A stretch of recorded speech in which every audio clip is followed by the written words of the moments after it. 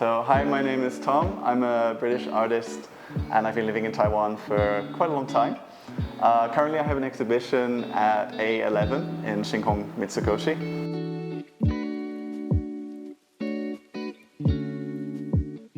So Tom, congratulations on your new exhibition. Thank you. We're actually doing this on day one. Yes. How do you feel right now? Excited or nervous? Quite excited. I mean, a lot of new people will see this, so that's pretty fun. So for those of you who don't know you yet, how would you introduce yourself to them? When I first moved here, actually, getting a visa as a foreigner was quite difficult unless you were an English teacher or an actor. It seemed they had lots of visas given out for that.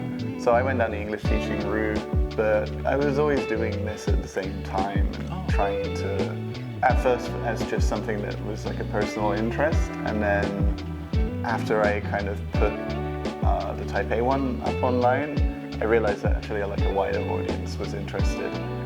And it gradually morphed from being this kind of very weird niche interest of mine to like actually being my main career. Also, when I first like stepped off the plane in Taiwan, like objectively it's not the most attractive city ever. It's you know, a lot of cages on walls, right, and sort of tiles and stuff, this sort of thing. It's aesthetically, this place is a bit sort of under-maintained. That's a good one. That's a good one. That's okay. That's okay. No worries.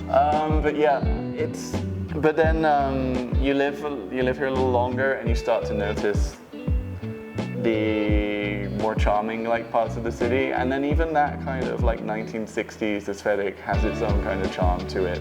It's very like lived in. The city's very alive compared to say a lot of like British cities where it feels kind of like streets are closed off and there's not like a lot of street life. There's not a lot of life when you look at the buildings. Taiwan is like the opposite of that. Like the streets are busy, the streets are like a social space, and the buildings are they may be dirty, they may be a bit old, but they're very like lived in. And sometimes like underneath some of the cages and all that sort of stuff, you can find some really beautiful architecture here. Especially in the sort of Wanhua Dadaochen kind of areas. Especially the stuff in South Taiwan where there was like a lot of creativity at that time. Most of that's kind of disappearing, and I think a lot of it will be gone in about 20 years.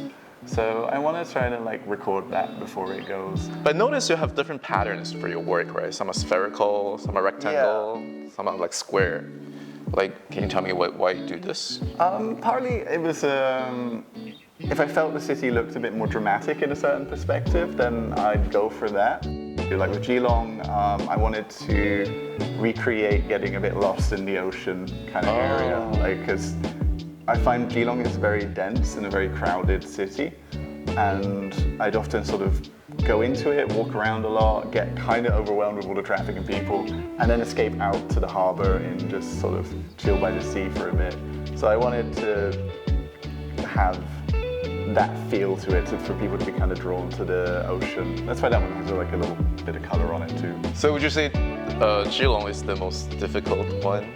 Geelong was definitely one of the most difficult ones. Tokyo was probably the most difficult. Oh, what?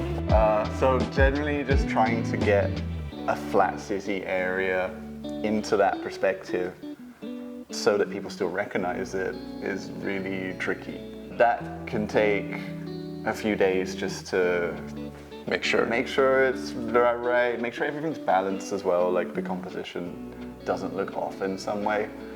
But I'm usually excited to start a piece, so I don't really mind if it's like tricky at the beginning. But definitely my first like few tries with it were mixed. Usually I have a couple going at the same time, so I don't really time them very often. But so one project could take you maybe like months or even years to complete? Yeah. That's kind of, when I was first doing this, it was very much like I was getting the whole city in, and it was so far back that the people were just little dots and you couldn't really see what they were doing. Starting with, I guess Geelong a little bit, but Tokyo and Tonghua Street, I've kind of gone a bit closer in, and I kind of feel like it's more of a complete experience then. You kind of have people actually living their lives on it. I wanted it to look a little like alive. I want to thank you for your efforts because it's disappearing, right? But it's the place we're living. We're so used to it, so we didn't notice. That's the thing. I mean, that's like me with my own hometown. When you grow up in it, you don't tend to observe it as much. Like now, when I go back to my town, I almost go back a bit as a tourist, and I'm like, oh, okay, actually, this town has a lot of really beautiful places in it, and like stuff that I just never really paid much attention to as a kid growing up there. I think what I would like people to see on it is to find something meaningful to them on there, because that's kind of how I draw them. That's kind of a reason why I draw them. It's like I want to go and check out a new place